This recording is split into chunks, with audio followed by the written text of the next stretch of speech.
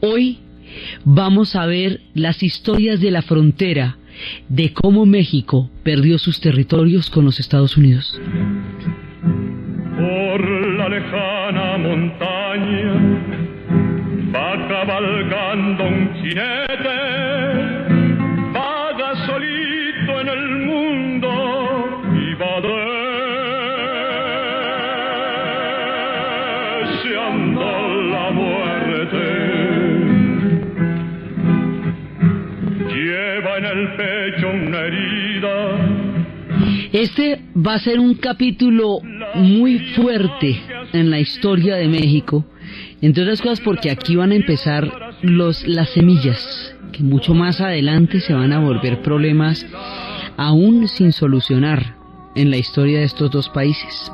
Entonces, como hemos visto, todos los procesos de guerras civiles, todos los procesos de cambios de gobierno, la cantidad de cosas que pasaron, todas estas historias que estaban dirimiendo, que si ellos eran republicanos, que si imperio, que si federalistas, que si centralistas, que si conservadores, que si liberales, todas esas historias que van pasando en la definición del proyecto de Estado que va a ser México, pasan en el centro de México, alrededor de la Ciudad de México, y en el circuito, pues digamos, hasta Guadalajara, todo ese centro, toda la parte central del país.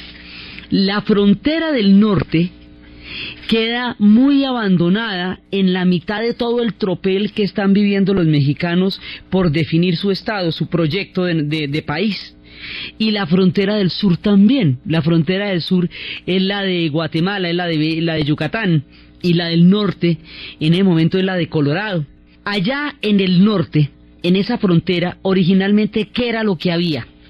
Había, por un lado, parte de todo lo que era el Imperio Español, pero eso era una parte muy remota. Digamos, muchas de las tribus que estaban por allá, casi que ni se enteraron, pues no, eso no les afectaba particularmente la vida. Ahí había presidios que eran fortines. La palabra presidio se utilizaba como los fortines romanos, para simplemente garantizar una frontera. Eso era lo que había, que era, más adelante llevaron prisioneros con sus familias para que vivieran allá y estuvieran como custodiando una frontera, por un lado. Había misiones, en todas partes había misiones, y había ranchos, lo que llamaban los ranchos. Allá en esa zona había una cantidad de tribus. Estas tribus, no son grandes naciones, no son grandes imperios como los incas, ni como los mayas, ni como los aztecas, ni como los demás imperios de Mesoamérica y de Sudamérica. No, estas eran tribus nómadas, eran gentes del bisonte, eran pueblos de la pradera y tenían una estructura completamente diferente. Entonces, esas tribus de allá van a estar desde hace mucho tiempo. Todo ese territorio lo tenían los españoles desde la Florida, que era lo que había ido Ponce de León. Ponce de León era un tipo que al comienzo de las exploraciones y de las conquistas se había enamorado de una polla y se sentía un poquito quedado de los años, y como no existía el Viagra, se fue a buscar la fuente de la eterna juventud a la Florida, y llegó el día de la Pascua a Florida, y por eso ese estado se llamó como él. Eso quedó formando parte de España. Ahí va llegando Cabeza de Vaca, va llegando a todas esas zonas también, van buscando las 7 ciudades de Cibola, las fuentes de la eterna juventud, todas esas quimeras de las que siempre hemos hablado que venían buscando. Entonces todos estos territorios pertenecieron a España, pero son muy remotos, y ahora van a pertenecer a México, pero digamos, como todo el epicentro histórico se está dando alrededor de la Ciudad de México, entonces aquí la había cambiado sustancialmente. Era como normal y cada cual tenía lo suyo y había un equilibrio muy bueno. Cuando de pronto empieza un proyecto de expansión gigantesco, un proyecto impresionante que se llama un proyecto de destino manifiesto. Los Estados Unidos pasó de tener las 13 colonias que habían creado aquellos que venían originalmente de Inglaterra y que venían con un proyecto religioso para vivir de acuerdo con su fe. Ya se hayan independizado, ellos se independizan en 1776 y empiezan a expandirse, y empieza a llegar la gran cantidad de migración europea. pero millones y millones. Por eso en la película de Danza con Lobos muestran el casco de un español y le dice, como estos, dice, no, un poquito, pues más o menos, son diferentes, pero son millones, como estrellas. Entonces va a haber un proyecto de frontera abierta. Europa huye de las guerras, Europa huye del hambre. Europa en esa época, aunque fueran imperios, sus pueblos vivían en unas condiciones de hambre y de miseria muy, muy fuertes, y la frontera abierta les va a dar un mundo que nadie se imaginaba, que es un mundo nuevo para crear, absolutamente distinto, donde hay una frontera agrícola ilimitada. Entonces, desde el punto de vista de los europeos, ahí hay una frontera agrícola ilimitada que va llegando en calidad de migrantes, van llegando inmigrantes, van llegando de todas partes, van llegando suecos, que se acuerda que se nos desocupó Suecia en una de las hambrunas del siglo XIX, van llegando italianos, van llegando irlandeses, va llegando gente de todas partes de Europa van llegando, y van haciendo una presión muy grande sobre los territorios indios. Entonces ya cuando van llegando oleadas y oleadas y oleadas, empiezan a bordear el territorio indio y empiezan a empujar una cantidad de tribus nómadas que ya no pueden transitar tranquilamente por sus praderas donde estaban los bisontes, porque los colonos empiezan a matar los bisontes, los colonos empiezan a cultivar la tierra y empiezan a sacar a los indios de las diferentes zonas, y los indios van a tener que moverse y moverse cada vez más, y este movimiento los va acercando cada vez más a la frontera, a lo que vamos a llamar la zona de frontera. En la frontera también había también otro grupo de indios. Entonces aquí va a haber una cantidad de tribus, aquí va a haber navajos, aquí va a haber comanches, aquí va a haber apaches, aquí va a haber sioux, y va a haber hopis, y va a haber y todos los inyaqui, toda una cantidad de pueblos están en esta zona, y se van a ir acumulando, y se va creando un mundo en donde los indios se van a ver presionados, los pueblos de la pradera se van a ver presionados cada vez más, y la supervivencia se va a volver más complicada, y van a entrar cada vez más en fricciones con los colonos, en la medida en que los colonos van a por su territorio. O sea, el proyecto de expansión incluye eventualmente la desaparición de la nación indígena. Ellos, estos pueblos del norte, no se les hundirán los soles en el 1500 como pasó con los aztecas, sino en el 1800, todo el siglo XIX, en la era de los vaqueros, es cuando se van a ocultar los soles de los pueblos de la pradera y van a liberar una batalla, la cosa más impresionante, por su derecho a existir, y van a recibir una presión muy grande sobre la frontera.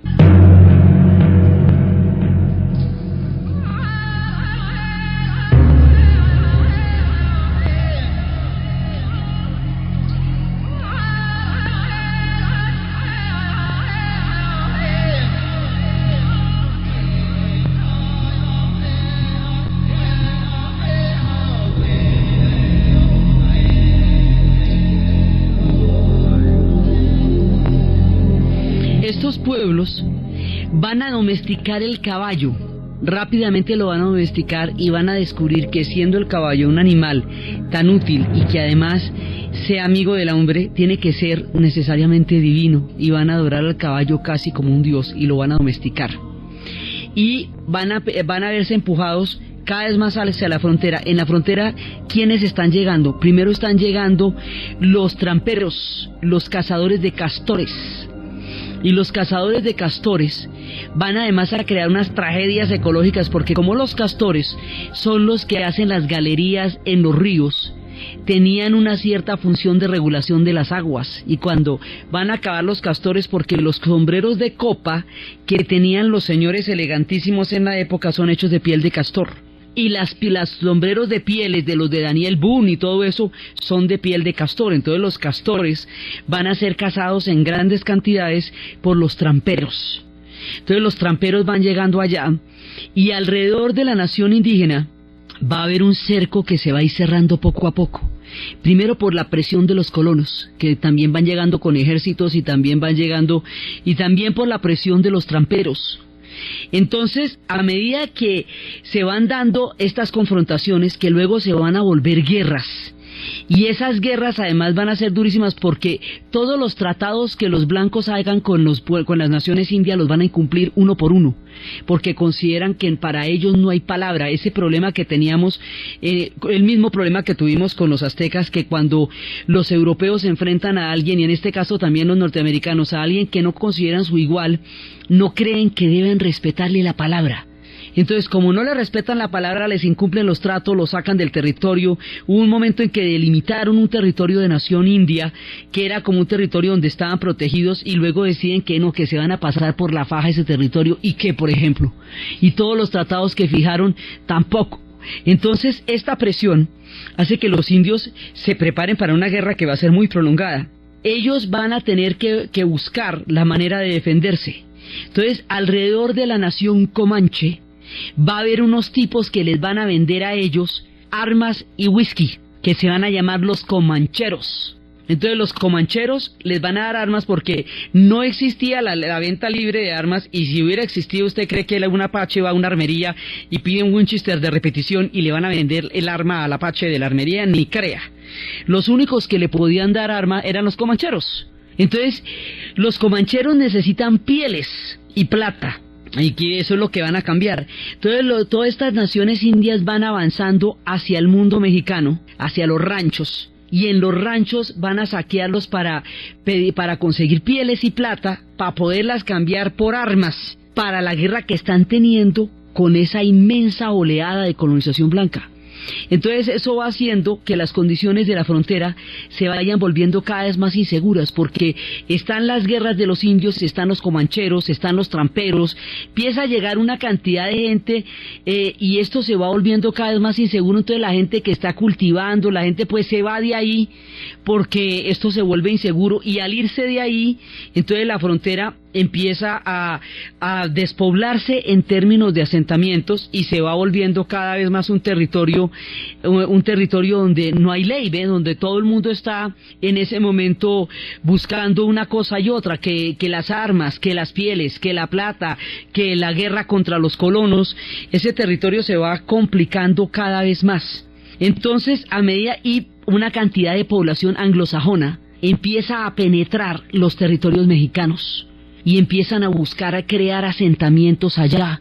Y los mexicanos decían en esa época de esos asentamientos lo mismo que los descendientes de esos asentamientos dicen los de los mexicanos, que eran extraños a ellos, que no se integraban porque eran protestantes, que no se integraban, que eran distintos, y que no sabían si eso era una amenaza, lo podían sentir como una amenaza, lo sentían como una cultura muy extraña que estaba cada vez más filtrándose dentro de su territorio. Entonces, en ese momento, cuando se empiezan a filtrar dentro del territorio, estos asentamientos que están entrando en la frontera, los comanches y los comancheros, los tramperos, cazadores de pieles, y los pistoleros, van a empezar a conformar una cosa que va a ser un mito fundacional de la nación estadounidense, que se llama el Viejo Oeste. Todas estas historias van a ser historias de fronteras, y nos vamos adentrando en los territorios de Hollywood, de las películas, porque aquí ya estamos empezando a bordear los escenarios del oeste.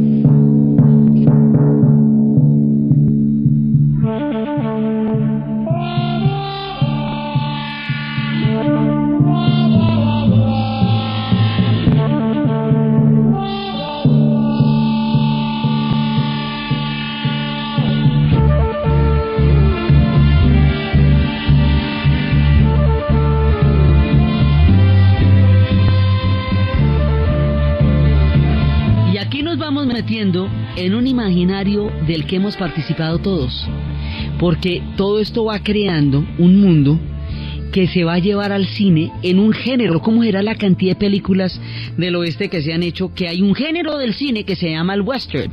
Entonces el western tiene como escenario estas fronteras donde se están disputando tantos territorios y tantas historias. Entonces, dentro de toda esta migración que está entrando, que está entrando y filtrándose por el mundo mexicano, por la frontera del mundo mexicano, va a haber un momento en que hay suficiente población en el estado, en lo que sería el estado de Texas, para empezar a plantear una independencia. Texas se quiere independizar de México y se quiere anexar al proyecto de los Estados Unidos, a los estados del norte.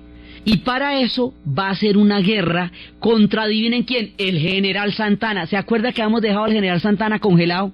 Habíamos parado la cámara y habíamos dejado congelado al general Santana. Bueno, pues ahora lo descongelamos y timpa la escena. El general Santana, además habíamos dicho que es un personaje absolutamente contradictorio, porque este tipo es federalista, pero va a terminar creando una constitución centralista, y esa constitución centralista va en contra de los intereses de Texas. Entonces Texas quiere separarse del mundo mexicano y anexarse al mundo de los Estados Unidos. Y va a librar una guerra para poderse retirar, y esa guerra contra el general Santana, esa guerra es donde se empiezan a resquebrajar, digamos, los territorios que después se van a perder todos. Y en esa guerra hay un episodio en donde en una fortaleza van a resistir mientras llega el grueso del ejército contra las tropas del general Santana. Esa fortaleza donde van a resistir, que es como un estrecho, que tiene, digamos, el mismo formato de las Termópilas, en el sentido de estrechar, de defender en un estrecho contra un gigantesco ejército mientras llegan los refuerzos. Eso va a tener lugar en un sitio que se llama El Álamo. Y El Álamo se va a convertir, para los gringos, para los de Estados Unidos, en su epopeya. Y le van a echar películas al Álamo. Al Álamo le llegó, ¿cómo era que eso va desde John Wayne hasta Tom Cruise? Cada ratico hacen un remake del Álamo. Y El Álamo le echan toda la epopeya, y eso, mejor dicho, le ponen banda sonora y todo, y eso tiene su propia canción.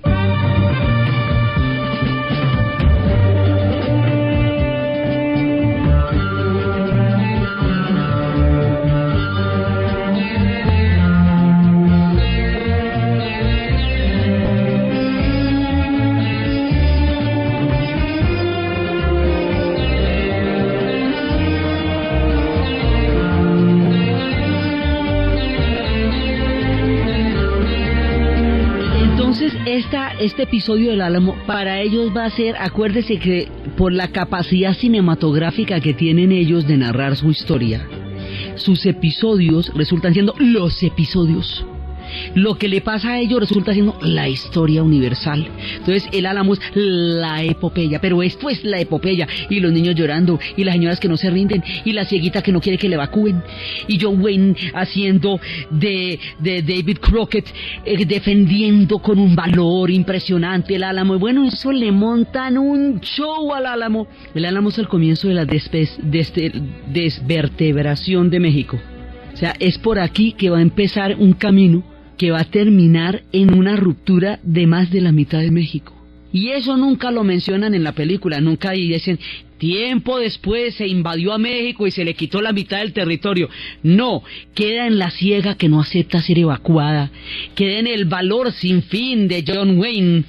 Sí, y entonces aquí se va formando no un imaginario propiamente, sino un arquetipo, un estereotipo del vaquero que es valientísimo y que es capaz de defenderse y de enfrentarse a las tropas del general Santana.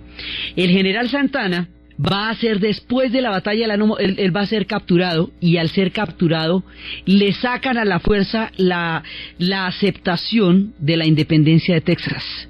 El aceptar la independencia de Texas va a hacer que políticamente se debilite muchísimo y que no le vuelvan a creer nada. Sin embargo, él va a volver al poder varias veces, y entonces lo tumban, y entonces sube, y se acuerda que hay un momento de inestabilidad tenaz, bueno, y lo tumban y sube, y lo tumban y sube, pero a él es al que le toca enfrentar este capítulo tan tenaz de la historia. Entonces, tiempo después de la epopeya del Álamo, de toda la historia que ellos van contando del Álamo, más adelante viene, por un lado, ellos se retiraron, o sea, Texas se acaba de desvertebrar, o sea, Texas se va de México. La siguiente parte es Texas se va a unir a los Estados Unidos, entonces ahí se va a unir Texas. Ahora, ellos querían tener una frontera de protección contra el avance del proyecto norteamericano, pero esa frontera se va a desbaratar poco a poco, porque la otra cosa era la Florida y Estados Unidos, que estaba todavía en manos de España. Estados Unidos le compró la Florida a los españoles, luego eso ya es norteamericano. Esta historia de Ponce de León y de la Fuente de la Eterna Juventud y todo eso, queda su Florida ahí, lista sobre el Golfo, perfecta. El otro estado que en un momento dado podría haber sido un tapón, podría haber sido de alguna manera algo que protegiera este avance tan vertiginoso, es Luisiana. Luisiana era un estado francés llamado Luisiana por Luis XIV. Ese estado francés va a tener población creol que van a llevar de Haití, va a tener religión vudú que tiene la población creol, van a tener a sus loas y va a tener una historia completamente diferente a los demás, culturalmente hablando es muy distinto. El estado de Luisiana, Napoleón Bonaparte, en medio de su empresa de conquistar el mundo, en una necesidad de plata, vende Luisiana, se la vende a los Estados Unidos. La gente de Luisiana va a quedar muy, pero muy ardida por esta venta, pero es que ni siquiera les avisan. Un día es que les comentan que ya no pertenecen a Francia, sino a los Estados Unidos, y dicen, ¿cómo va a ser, ala? ¿Y eso? Entonces ellos, por eso es que después en la Guerra de Secesión van a apoyar a los Estados del Sur, porque ellos consideran que ellos fueron vendidos sin su consentimiento, porque además así fue. Entonces ya no hay ningún punto que no tengan los Estados Unidos, porque ya tienen la Florida, ya tienen Luisiana, entonces ya no hay cómo defenderse. Entonces, mientras México contempla cómo está pasando todo esto, hay algo que va definitivamente a sellar el destino tanto de los pueblos mexicanos como de los pueblos indios. Algo que va a ser terrible, que es la fiebre de oro en California. Cuando se desata la fiebre de oro en California, cuando se descubre oro en California, la locura es tal que ahí ya hay un destino manifiesto. O sea, destino manifiesto quiere decir que el proyecto de expansión de los Estados Unidos va a ir en ascenso por encima de todo, por encima del territorio indio, que ya quedó entre el ferrocarril que crearon, cuando empiezan a hacer el ferrocarril desde un extremo de costa a costa, lo empiezan a hacer en la costa occidental y luego en la costa oriental, hasta que se encuentren en la mitad, y por donde va yendo la viaje férrea, van yendo los hombres de Pinkerton, sacando a bala a todo aquel que no venda las tierras, y el ferrocarril lo van a hacer con los huesos de millones de migrantes chinos, que van a quedar casi enterrados debajo de esas líneas férreas. Entonces cuando va llegando eso, en ese momento los indios van siendo desalojados por el paso del ferrocarril, y ahora van a ser desalojados por la fiebre del oro, y en ese momento, cuando la fiebre del oro estalla, es muy importante llegar al Pacífico. El proyecto es que los Estados Unidos tenga el dominio sobre las dos costas, y lo tenga a través del ferrocarril y a través de la posesión, pero de la posesión de California. Entonces, como lo van a hacer a través de la posesión de California, ya 10 años después de haber pasado lo del Álamo, 10 años después del desbremamiento de Texas y de la anexión a los Estados Unidos, va a haber una invasión. Y esa invasión, pero esta invasión va a llegar hasta México. Todos los Estados Unidos, con un super ejército, invade México y le roba más de la mitad de los territorios. Y ahí sí, mejor dicho, ahí sí téngase, porque lo que le van a robar es Utah, Arizona, Colorado, Nuevo México, un pedazo de Kansas, un pedazo de Oklahoma, Texas, que ya se había ido, y la Alta California, porque es que tenemos Alta y Baja California. Esto suma el 67.7% del antiguo territorio mexicano, es decir, más de la mitad del país de México. Va a ser completamente arrasado, se lo van a llevar y van a ratificarlo en un tratado que se llama el Tratado de Guadalupe Hidalgo, el Tratado de la Alta California, por el cual entregan la Alta California. Y todos estos territorios van a formar parte de los Estados Unidos de aquí en adelante, y México se queda mirando un chispero. Inclusive hubo quienes querían que se tomaran hasta Ciudad de México. ¿Cómo te parece? Entonces dijeron, no, tampoco, no, pues oye, no hay necesidad de someter a toda la nación mexicana, porque además, ¿quién mantiene toda la nación mexicana sometida? Sí, pero se robaron todo ese montón, robado por medio de una invasión. Y así como había sectores que querían que de una vez echaran a todo el México al buche, también había sectores que se sintieron indignados por esto. Porque en todas partes hay gente decente y en todas circunstancias hay gente de bien. Aquí surge una figura que luego va a ser importantísima, que se llama Henry D. Thoreau. Henry D. Thoreau va a ser un personaje que en la guerra de los Estados Unidos con México considera que esa es una guerra injusta, que es completamente desleal arrasar a un pueblo, pasarle por encima y robarle la tierra porque quiero, puedo y no me da miedo. Y dije, y a ver, y entonces así es que lo van a hacer. Entonces Thoreau no paga impuestos porque pagar impuestos es sostener una guerra con la que él no está de acuerdo. Entonces lo meten a la cárcel por no pagar impuestos. Él es norteamericano, él es gringo. Lo meten a la cárcel. Y en la cárcel él escribe un libro en el cual dice que cuando la ley es injusta, o sea que todo el que no está en la cárcel es porque está pagando impuestos y está sosteniendo por lo tanto una guerra injusta. Entonces la gente decente debe estar en la cárcel porque es la que se niega a hacer una ley, a obedecer una ley injusta. Él empieza a hacer un planteamiento que es muy importante, un planteamiento que dice que cuando hay contradicción entre la ley contractual y la ley moral, debe primar la ley moral, porque la ley moral es la irreductibilidad del espíritu humano, aquello por lo cual el espíritu humano no se doblega. Entonces, él dice, porque a veces las leyes enloquecen, o sea, los gobernantes pueden chiflar y pueden hacer unas leyes traídas de los cabellos las más miedosas, pues la misma esclavitud que le parece, y lo que serían las leyes de segregación y todo eso. Entonces él dice, cuando una ley se vuelve absurda, yo tengo que tener mi propio criterio moral para defenderme de la arbitrariedad de la ley. Y él escribe un texto que se llama Ensayos sobre la desobediencia civil. Y este ensayo sobre la desobediencia civil es la teoría política de la no violencia. Y esa teoría política de la no violencia es la que va a utilizar Gandhi en el sentido espiritual. Utilizará el ahimsa y la religiosidad del señor Jaina, pero en el sentido político utilizará el texto de Thoreau. Y más adelante Martin Luther King, en muchos de estos territorios de los que estamos hablando, utilizará los textos de Thoreau para llevar adelante la marcha por los derechos civiles, es decir, la lucha, la no violencia. Aquello que después en palabras de Gandhi diría que había muchas causas por las cuales él estaba dispuesto a morir, pero ninguna por la cual estuviera dispuesto a matar.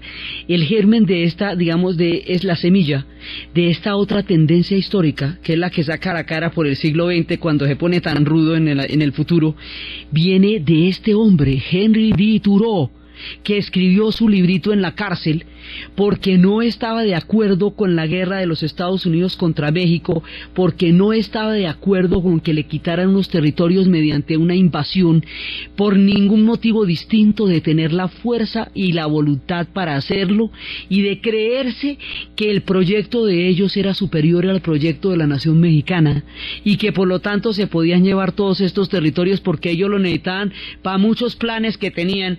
El principal, que era unir el Atlántico con el Pacífico.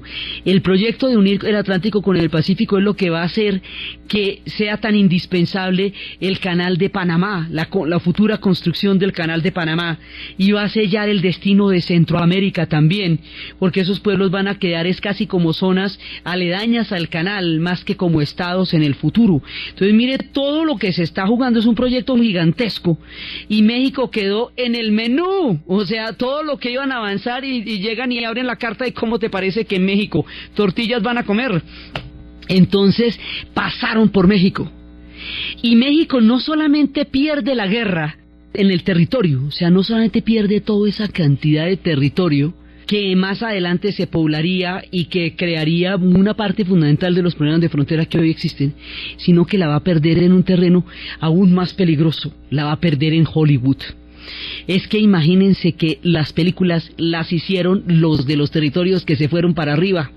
Entonces, en las películas, los vaqueros van a ser adalides, hombres de honor, que están peleando por lo que es justo. ¿Y quiénes pierden? Las naciones indias, que no tienen acceso a Hollywood, y que en un principio, durante la primera parte de las películas del oeste, eran unos terribles, que llegaban y atacaban las caravanas que iban para el oeste, y llegaban y atacaban a la pobre Mary Jane y a su perro Spot, y le quitaban la cabellera, uy, ¿sí? Y después, más adelante, esos son como 50 años haciendo películas de esas, porque Occidente tiene la manía de convertir en victimarios a los que han sido sus víctimas. Entonces, aparte de acabar con un pueblo, les salen a deber.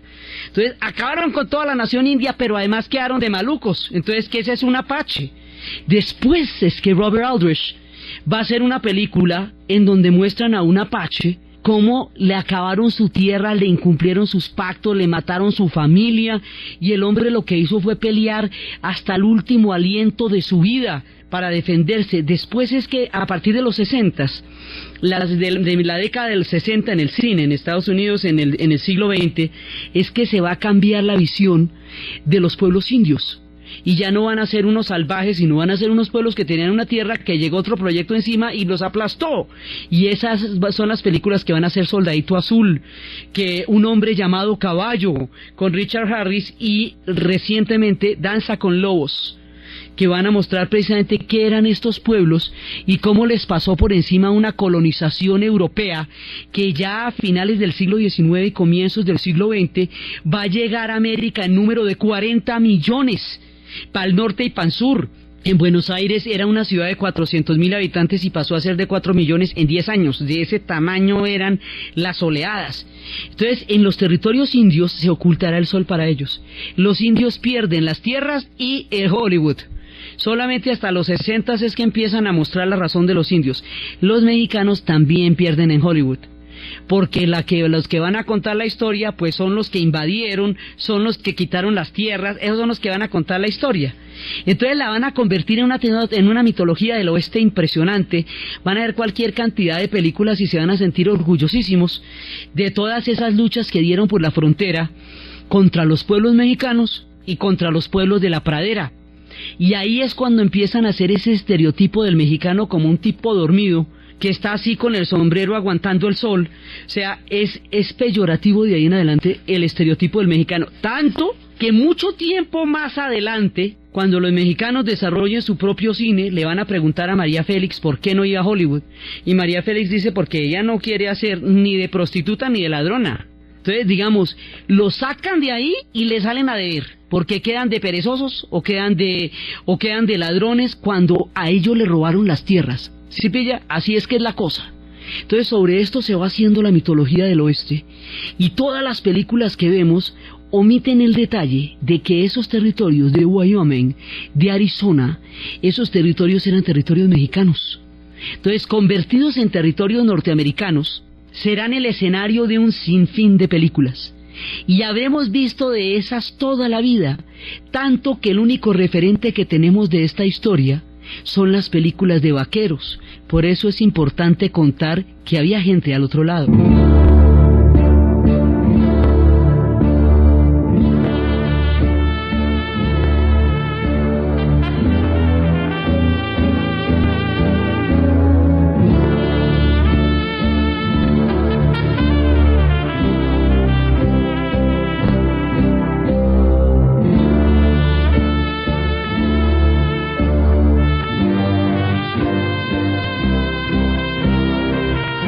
El proceso va a durar un montón de tiempo, va a durar mientras desaparecen las naciones indias, hasta que finalmente se va a rendir Jerónimo, mientras todos esos pueblos van a ser exterminados, esos pueblos van a ser masacrados.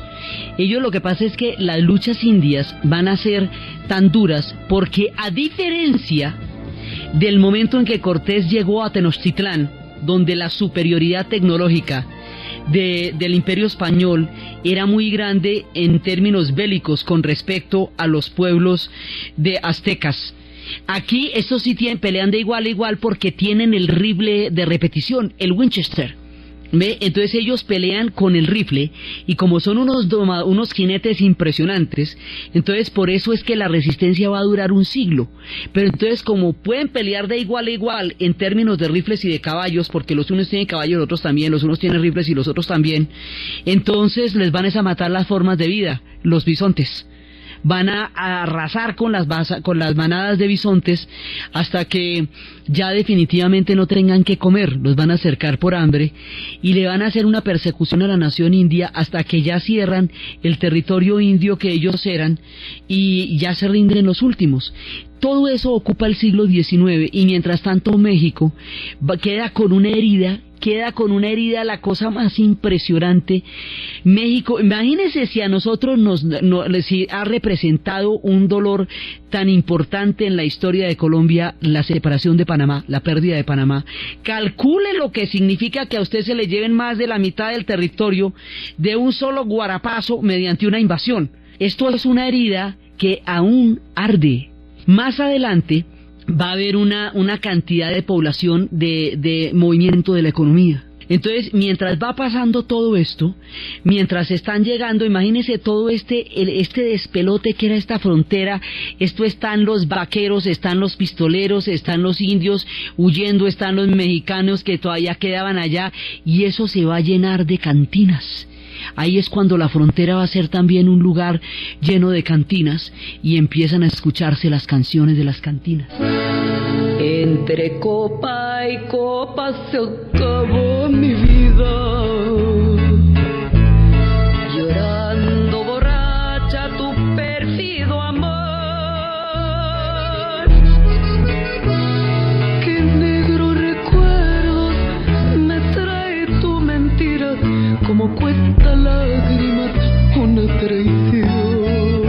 Esto va a hacer que, de todas maneras, todas estas historias que hemos contado tan tristes de las guerras civiles, de las separaciones, de las invasiones, de las tragedias demográficas, todo eso va dejando una tristeza, capas de tristeza en el alma, penas en el alma, que es una de las razones profundas del inconsciente que hace que la música mexicana sea triste, que digamos que siempre sea desgarrada, que cuente historias muy tristes, que el jinete vaya cabalgando buscando la muerte, que ella tenga penas en el alma, son dolores de la historia que quedan en la música popular. Entonces esta gente va a quedar desmembrada, desvertebrada. Ahora son tan fuertes son los mexicanos, que si aguantan esta, otro país se desintegra. Para el momento en que México recibe la invasión de Estados Unidos, aún estando en guerra civil, aún estando en todos los conflictos internos que vimos la vez pasada que tuvieron, con toda la cantidad de líos que tienen, y soportando una invasión de este tamaño, y llevándoseles más de la mitad del país, ellos siguen siendo un país gigantesco, son un país muy grande, pero es que eran mucho más grande, eran más del doble de lo que hoy son. Hoy tienen 2 millones de kilómetros cuadrados, y eran mucho más, más del doble de lo que eran, y perdieron todo eso. Aún con eso, ya para este momento de la historia, México ha formado una memoria, una conciencia y una nación interior tan poderosa que es capaz de aguantar este trance. Otros pueblos se hubieran desuelto porque ya es demasiado, ¿me entiendes? Ya les han caído 2 imperios encima. El uno los desvertebró como mundo, que fue la llegada del Imperio Español, y este los va a desarticular de sus territorios. Entonces, lo que pasa es que México, por eso decimos que todo el nacionalismo mexicano que ellos sean capaces de tener, por muy llamativo y conspicuo que sea, es poquito para lo que han necesitado. O sea, ellos necesitan ese nacionalismo, entre otras cosas porque nunca están a salvo. O sea, esto nunca está lo suficientemente fresco para recordar, para pensar que eran cosas del pasado. No, hoy por hoy sigue siendo un drama muy grande. Entonces, esta conciencia mexicana tan profunda, este ser tan mexicano, ya son tan mexicanos, les da la enjundia, la fuerza en las tripas para seguir siendo un país con todo y todo. Porque mire, se acaba de formar y ya le toca este batacazo, y después me le van a caer encima los franceses, que lo van a invadir por no pagar la deuda, y también le van a aguantar.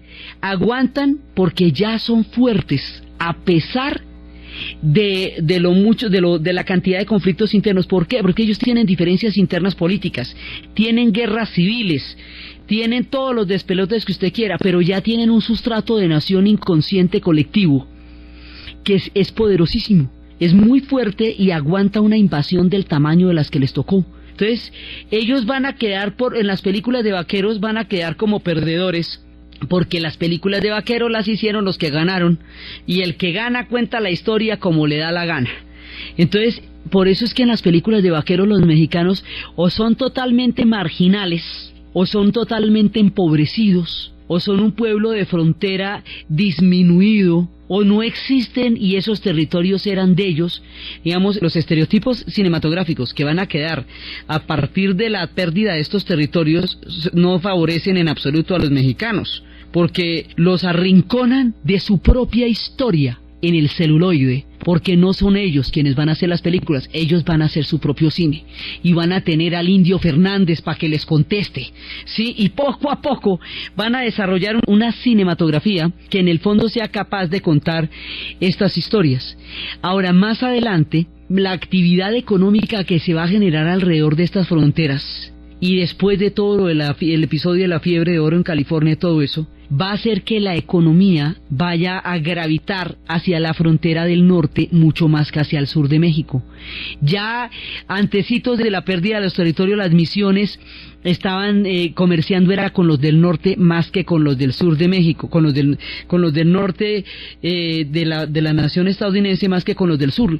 Entonces esto va a hacer que la frontera, toda esta frontera que es gigantesca, que está marcada por el río Bravo, que en una parte se llama el río Bravo, otra parte se llama el río Grande, que es por donde pasan los que hoy llaman espaldas mojadas, toda esta frontera va a desarrollar una economía tan poderosa que no va a poder competir, digamos, la economía de la parte norte de México, de esas regiones de Sinaloa, de esas regiones de Tijuana, de todas esas regiones de Sonora. Esas regiones no van a tener el desarrollo económico que van a tener la región del otro lado de la frontera, porque hay una inyección de un proyecto gigantesco que es el proyecto europeo, de toda la colonización, de todos los emigrantes, ¿no? de los emigrantes europeos y de toda la riqueza que se va a dar alrededor del ganado, alrededor del oro, alrededor de la frontera agrícola. Entonces, al otro lado, en el norte, va a haber un ciclo de expansión económica tan grande que esta frontera del sur va a quedar muy empobrecida después de la pérdida de los territorios, y la nación mexicana no la va a poder recuperar económicamente, ni siquiera aún. Entonces eso va a hacer que mucha gente se vaya desplazando poco a poco hacia la frontera norte, que eran los territorios mexicanos, y vaya creando una nueva población que en el futuro conoceremos como los chicanos, que son aquellos que van a nacer allá pero que son mexicanos, nacidos en tierras que eran de México pero que hoy son de Estados Unidos, y van a crear un limbo histórico para esa gente, y van a crear una frontera que hoy le están tratando de poner un muro para que el pueblo mexicano no se pase para allá, y ahora los llaman ilegales y tienen ese montón de historias, de papeles y todas las complicaciones que en este momento tiene. Todo ese lío del muro de la frontera, de las leyes migratorias que se pueden aprobar en este momento en los Estados Unidos, de la migra que puede sacar a la gente del supermercado, montarlo en un camión y deportarlo para México. Todo eso se va armando poco a poco en este pedazo de nuestro relato. Porque cuando pierden los territorios y esa economía empieza a florecer, esa economía atrae a la zona norte a la zona norte mexicana, que estaba muy, muy rezagada en términos de la expansión económica que va a haber al otro lado de la frontera. Y sigue estándolo, porque de todas maneras el país se va a desarrollar es hacia el centro, hacia el puro centro. Entonces, en ese momento, ellos van a quedar cada vez más, cada vez más arrinconados en la economía, y eso es lo que va a hacer que las fronteras se van a volver a repoblar una y otra vez, y que vayan surgiendo pueblos que queden en la mitad de uno y otro. Pueblos que tienen en el alma toda la sangre mexicana, pero que van a nacer en esos territorios que en sus ancestros fueron suyos y que fueron arrebatados por un proyecto de destino manifiesto. Pueblos que conocieron las historias de Jalisco.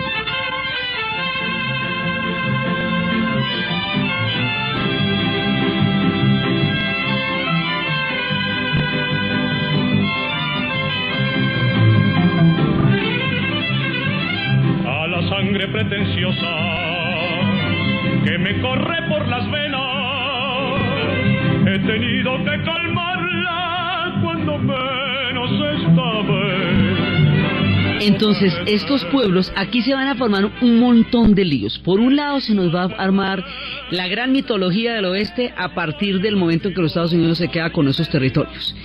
La agonía de la nación india, que va a ser toda la pelea a lo largo del siglo XIX por sobrevivir hasta que finalmente los exterminen y los lleven en reservaciones, en cautiverio, y les incumplan todos los tratados y los maten y se rinda Jerónimo. Por otro lado, los mexicanos que quedan en la mitad de la nada porque tienen que ir hacia esa frontera para en el futuro. Eso va a crear todo el drama de la frontera y la herida. Ahí empieza la relación de México y los Estados Unidos, se empieza a volver una relación amarga. A partir de esto van a tener episodios complicados de aquí en adelante por esta herida. Y por el otro lado, México continúa tratando de volverse un país, ¿sí? Entonces tratando de volverse un estado y un país. Entonces más adelante, después de la época del general Santana y donde ocurrieron todas estas cosas, que en 1848 es cuando se pierden estos territorios, después del general Santana y después de todo esto, va a venir una figura que va a ser la de Benito Juárez, que es un personaje importantísimo del que ya hemos estado hablando, pero del que hablaremos aún mucho más.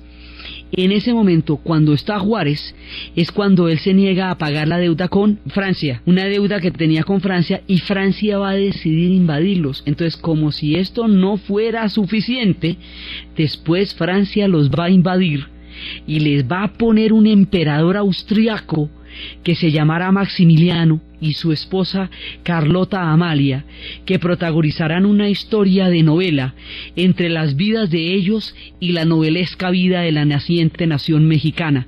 Pero la historia de Maximiliano y Carlota, el fusilamiento, el delirio de Carlota, la lucidez de Benito Juárez, la enjundia, la entereza y la dureza del pueblo mexicano para resistir esa invasión y otra guerra después de que les acaba de pasar esta, es lo que veremos en el siguiente programa.